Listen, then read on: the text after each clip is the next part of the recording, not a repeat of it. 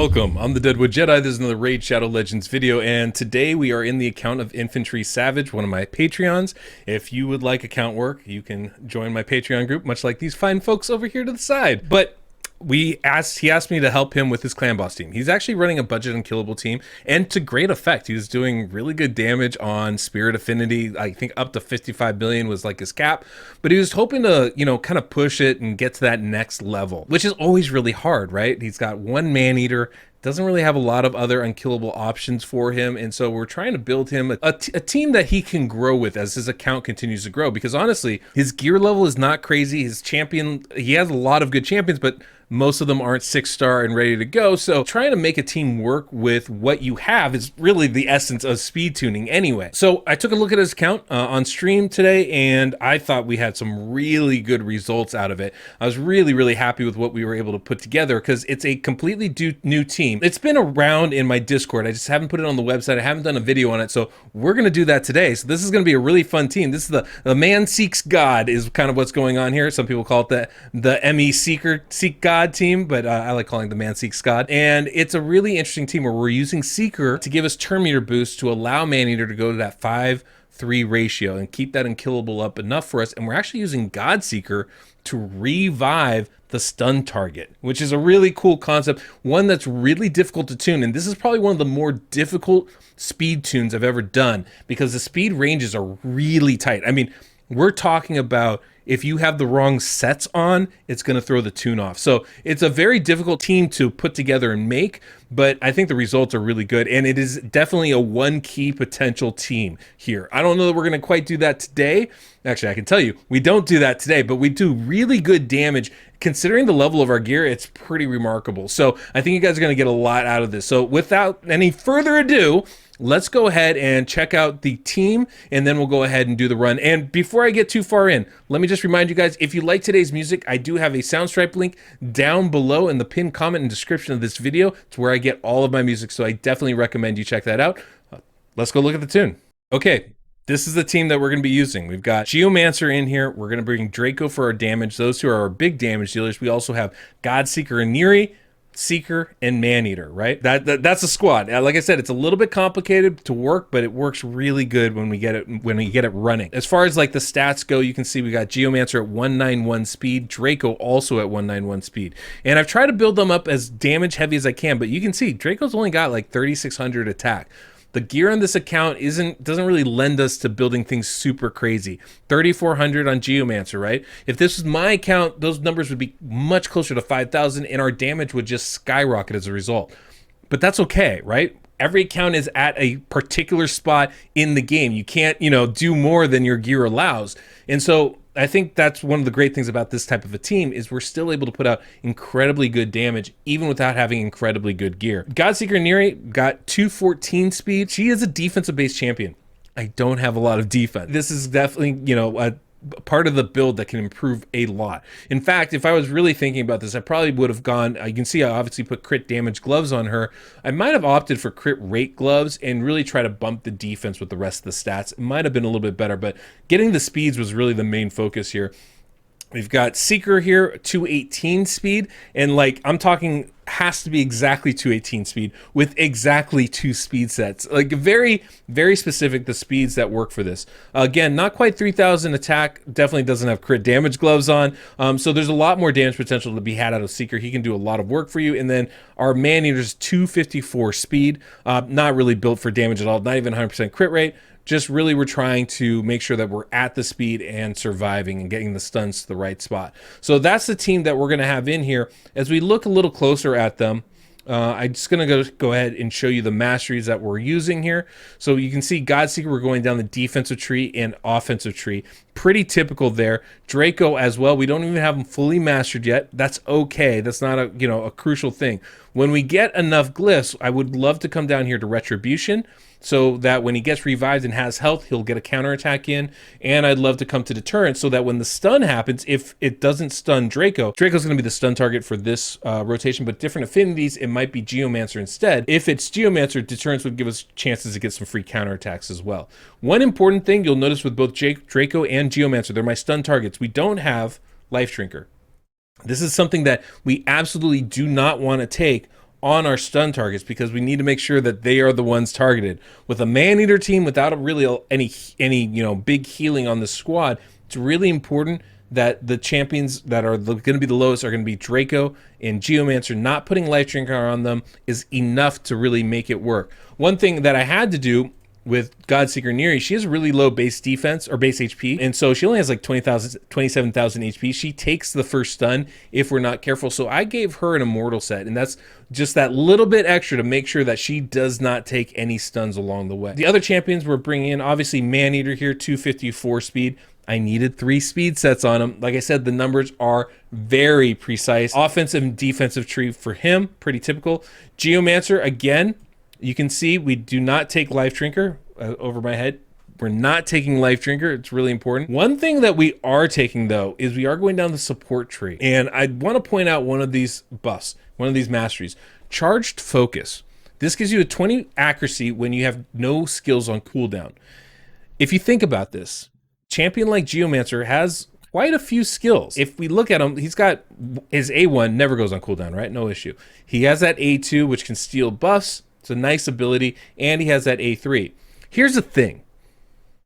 He's always going to have one of them on cooldown if he uses them all, right? So that mastery does no good for a champion like Geomancer unless we turn off his A2. And because his accuracy level is only 224, it's kind of like on the cusp of being usable or not. And I don't have any more, substats to glyph for that. We're actually going to turn off his A2. And that's going to make sure that he gets that 20 extra accuracy, which will be enough for him to consistently land that A3 skill, which is the one that really matters. So just kind of want to point that little tidbit of information out there for you guys. And then the last champion we're going to be bringing in is Seeker, obviously. With his masteries, we're going offense and defense tree again. And again, 2 speed sets. Needs to be exactly 218 with 2 speed sets. The numbers are like the ranges are really, really tight. Like we can go somewhere between one, like for the DPS chances, Geomancer and Draco, they have to be between 190.5 speed all the way up to 191.25 speed. It's less than one number of speed that they can be in variance of. So it's really important that you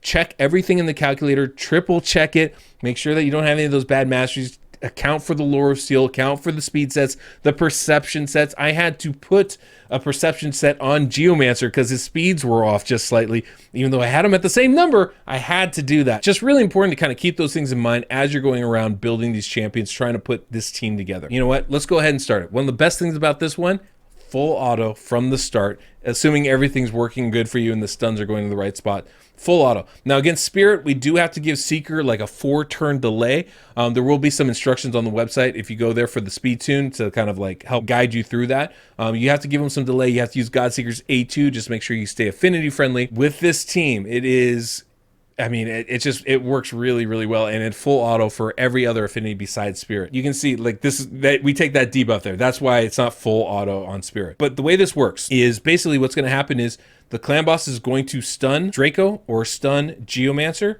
unless we screw it up like that, where it stuns Seeker, and that's definitely going to be a problem.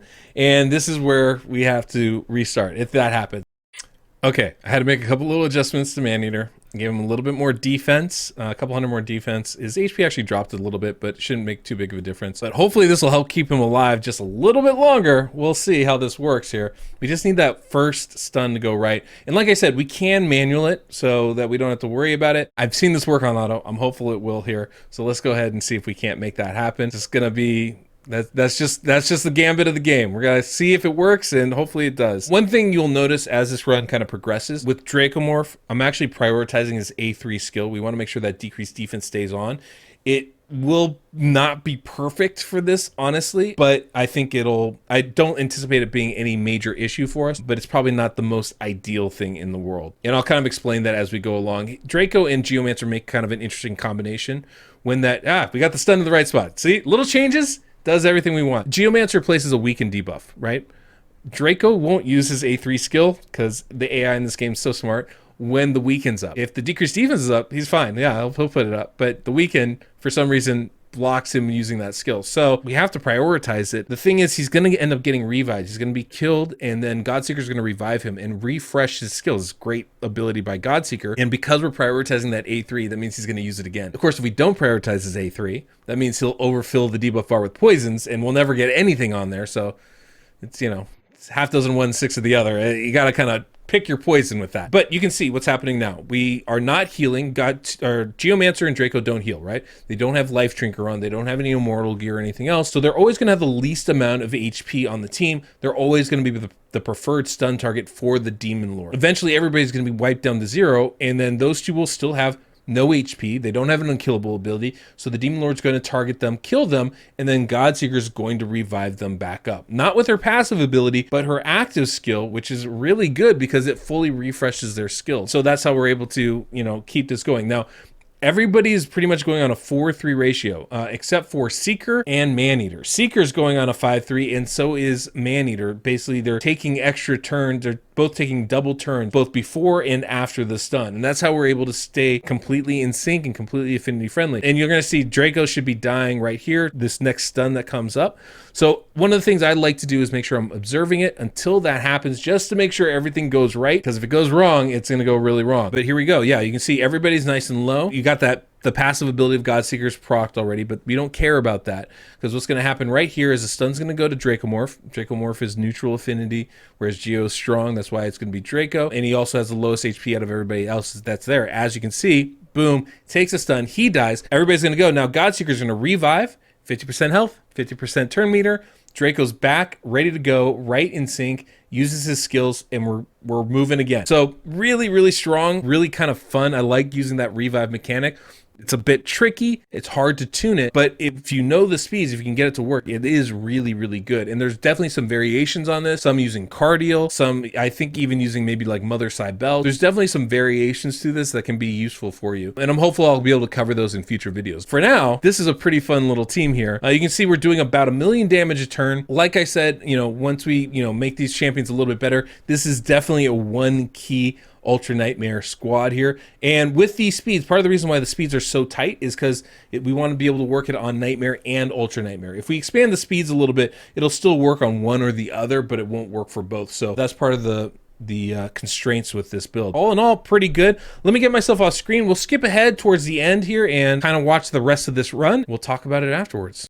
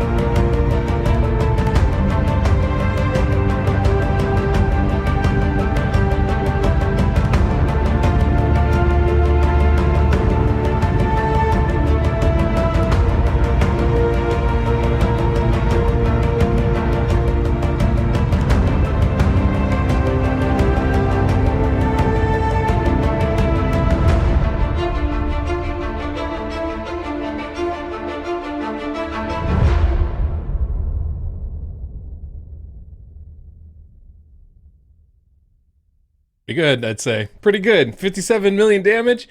You can see how this can easily become a one-key team. If you can build 5,000 attack on Draco, he's going to be doing a lot more damage. You can build 4,000 attack on Geomancer, he'll be doing a lot more damage.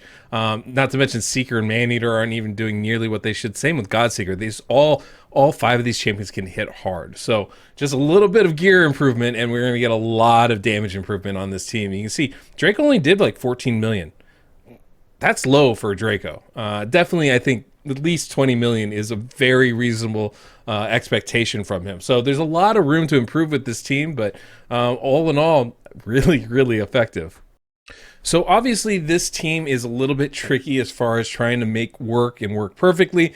There's a lot of little nuances especially with the speeds. They're really tight. And obviously you guys saw I struggled getting the stun to go down correctly, and that can be really tricky. But even with that, it's a really good team. So definitely something I recommend checking out. Yeah, I think that if you have these champions, if you have one Maneater and you're looking for an unkillable team, this is a great option for you. So hopefully this is something that will help you guys, and I will have it linked on the website. I'll have that link in the description of this video as well, pinned comment. And make sure to check out Soundstripe if you like the music from today. And other than that, guys, that's all we got. That's all we got. So hit that like, hit that subscribe, notification bell. Until next we meet, I'm the Deadwood Jedi.